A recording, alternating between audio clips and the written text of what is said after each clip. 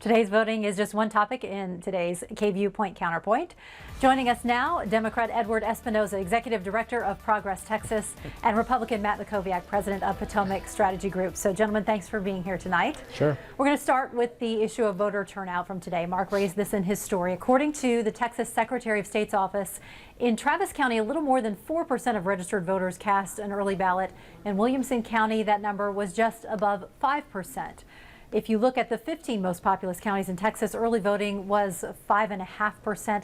I think I had like 36 people that had showed up in my precinct today when I voted. So, Matt, what does this mean for these constitutional amendments? Which side tends to benefit? Yeah, as Secretary of State Costco said, there's just, very low enthusiasm when it comes to these constitutional amendments. They get less attention. You don't have candidates, really making their case. I think generally, if there's no opposition, if there's not organized opposition, which you haven't seen on Prop 1, which is the property tax measure regarding the homestead exemption increase, or Prop 7, the transportation proposition, you haven't seen organized opposition. So I think basically those two are the ones that are getting the most attention. They both are going to pass. Ed, any way to make a ballot like this a little more interesting since there are no candidates on to get more turnout? Yeah, it's difficult because initiatives don't have personalities. People are drawn to personalities like they are with candidates.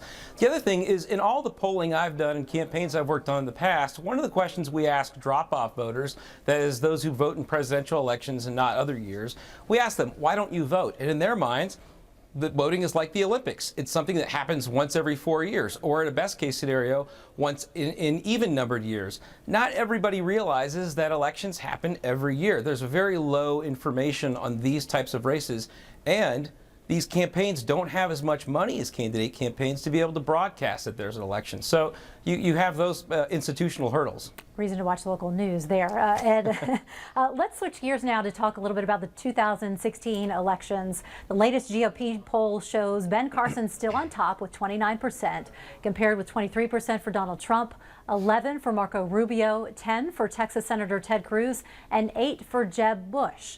So compared to last week, the top two stayed about the same, but Ted Cruz's numbers are up. Any takeaways from the new numbers, Matt?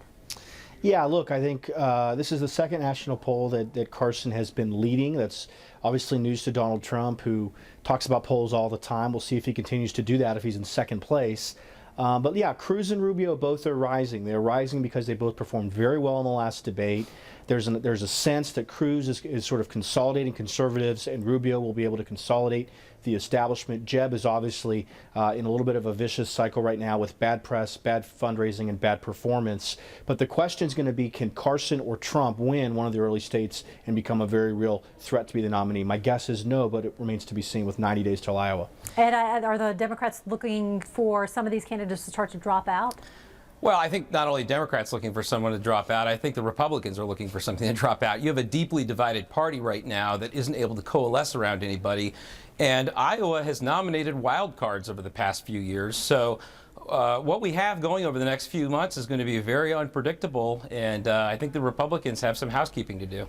A few of the GOP candidates are trying to negotiate some new debate rules. We've talked a little bit about this with the TV networks. Some of the things they want to include: at least 30 seconds for opening and closing statements, equal numbers of questions, approval of on-screen graphics.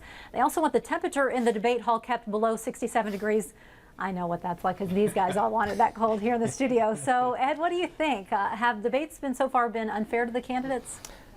Look, the debates are what they've always been. It's not any different than it's been in the past. It's not any different than they were prior to the last debate that we saw. The things that trip up candidates, as I've said before, are not bad questions, but bad answers. And if they need controlled environments like this, what's going to happen if they do get elected and they go into situations where they're not in controlled environments? The leader of the free world, the President of the United States, needs to be able to function in any environment. And if these guys need to be coddled so much for their debates, well, I think that says a lot more about what they're capable of or not capable of. Matt, not everyone is obviously going to sign this, though. No, you've had 4 candidates now not sign it, including Trump. And just today, late today, Jeb Bush announced he's not going to sign this letter. So this is much ado about nothing. The CNBC debate was kind of ridiculous. It wasn't a deep policy debate on the economy, which is what we expected. But the debates are going to go forward. And ultimately, I think the field is going to narrow. You can't have 14 or 15 candidates continue on. There's just not enough money and not enough support out there. Ed, Matt, we always appreciate it. See you soon. Thanks. Thanks.